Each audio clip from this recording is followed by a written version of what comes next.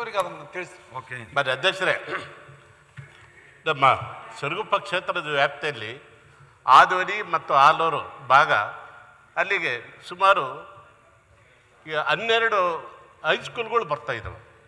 ಅಲ್ಲಿ ಕನ್ನಡ 12 ಹೈಸ್ಕೂಲ್ಗಳು ಬರ್ತಾ ಇದ್ದಾವೆ.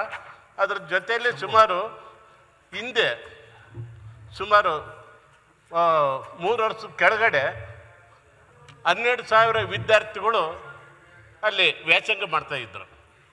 ಈಗ 8,000 ವಿದ್ಯಾರ್ಥಿಗಳು ವ್ಯಾಸಂಗ ಮಾಡ್ತಾ ಇದ್ದಾರೆ. ಅಲ್ಲಿ ಇಂದಿನ ಒಂದು ವ್ಯವಸ್ಥೆಯಲ್ಲಿ ನಮ್ಮ ಗಡಿನಾಡ ಕನ್ನಡಿಗರಿಗೆ ವ್ಯವಸ್ಥೆ, ಅಲ್ಲಿ ಒಂದು ಎಜುಕೇಷನ್ಗಳು ಸಿಗ್ತಾ ಇದ್ದು ಈ ಒಂದು ಕರ್ನಾಟಕದ ವತಿಯಿಂದ. ಈಗ ಅಲ್ಲಿ ಎಜುಕೇಷನ್ ಸಿಗೋದು ಭಾಳ ಅಪರೂಪ ಆಗಿದೆ. ಅಲ್ಲಿ ಈ ಶಿಕ್ಷಕರ ಕೊರತೆ ಆಗಿದೆ. ಇಂದಿನ ದಿನಗಳಲ್ಲಿ ಶಿಕ್ಷಕರು ಹೆಚ್ಚಿನ ರೀತಿಯಲ್ಲಿತ್ತು, ಇವತ್ತು ಈಗ ಅಲ್ಲಿ ಕಡಿಮೆ ಆಗ್ತಾ ಇದೆ. ಹಾಗಾಗಿ ಕುಮ್ಮು ವೀರಭದ್ರಪ್ಪನವರು ಆವತ್ತಿನ ಸಂದರ್ಭದಲ್ಲಿ ಆ ಭಾಗದಲ್ಲಿ ಒಳ್ಳೆಯ ಒಂದು ಎಜುಕೇಷನ್ ಕೊಡೋ ಒಂದು ವ್ಯವಸ್ಥೆ ಏರ್ಪಾటు ಮಾಡಿದ್ರು ಆ ಸಂದರ್ಭದಲ್ಲಿ.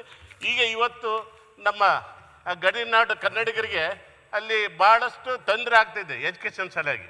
ಅದಕ್ಕೆ ಎಜುಕೇಷನ್ ಸಲುವಾಗಿ ಈಗಾಗಲೇ ಬರ್ತಾ ಬರ್ತಾ ಸ್ಕೂಲ್ಗಳು ಮುಚ್ಚಕ್ಕೆ ಹಚ್ಚಿದಾವೆ.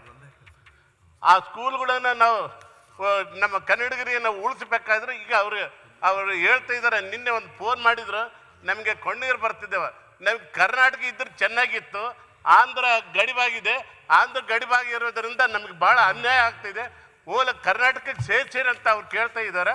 ಇಂದಿನ ದಿನಗಳಲ್ಲಿ ರಂಗನಗೌಡರು, ಬದ್ನಾಳ್ ರಂಗನಗೌಡರು ಮತ್ತು ರಾಘವೇಂದ್ರಾಚಾರ್ಯ ಅವರು ಭಾಳ ಒತ್ತಾಯ ಮಾಡಿದ್ರು ಕರ್ನಾಟಕದಲ್ಲಿ ಸೇರ್ಸಂಬಕ್ಕಾಗಲಿಲ್ಲ.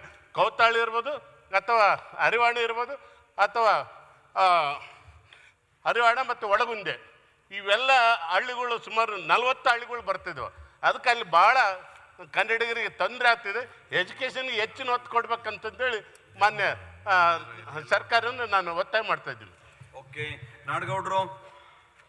ಅಧ್ಯಕ್ಷರೇ, ಈಗಾಗಲೇ ಅವರು ಹೇಳಿದಂಗೆ ಎಲ್ಲರೂ ಹೇಳಿದ ಹಾಗೆ ನಾನು ಆ ಕನ್ನಡ ಪ್ರಾಧಿಕಾರ ಸಮಿತಿ ಸದಸ್ಯನಾಗಿ ಕೆಲವು ಶಾಲೆಗಳಿಗೆ, ಗಡಿನಾಡ ಶಾಲೆಗಳಿಗೆ ಹೋಗಿ ಬಂದಿದ್ದೇವೆ.